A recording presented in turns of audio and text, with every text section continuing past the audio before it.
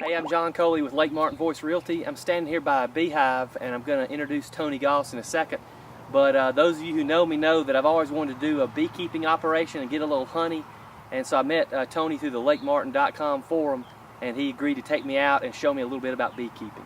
All right, Tony, can you tell us a little bit about the health benefits of honey and why somebody would want to buy locally produced honey? The bees go out and they pollinate the plants that they work with. They bring back nectar and pollen, and that local nectar and pollen is good for allergies and other things of that nature for health benefits. So were you going to check the hive today? Yeah, I'll be glad to open it for you. Okay.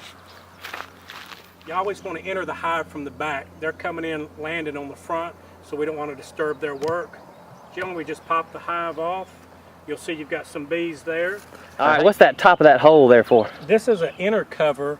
Generally, the bees seal everything that they work with, and we don't want them to seal the top. We usually take our little bee tool, pop this loose. You notice it's got a vent here, so if they do come out through this hole, they can enter and exit there if they'd like. I'm going to pull the inner cover off.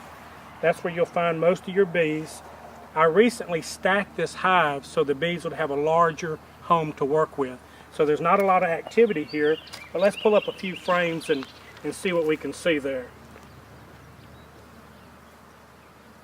See, these bees here are building new comb for themselves. Once they draw this comb out, then the queen will come through and lay the eggs. They will come back and nourish that new larva, and then it will become a bee. They will cap it off and it will emerge as a bee in about 19 days. This is what we call the broad chambers. This is where they're going to put the eggs and store some honey to eat.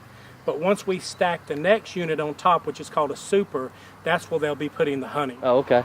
And do you sell any of your honey? If somebody wants to buy yours, could they get a hold of you?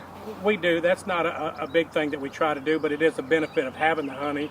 And our honey is located at the Longleaf Antique Mall in Alexander City.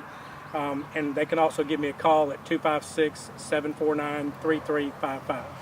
If I'm somebody that wants to get into beekeeping, could you give me like the top 3 tips if I wanted to start researching about beekeeping? What would you do? The first thing you should do is go to the internet and just type in becoming a beekeeper. The second thing you could do is join your local beekeeper association, and there's one just about everywhere.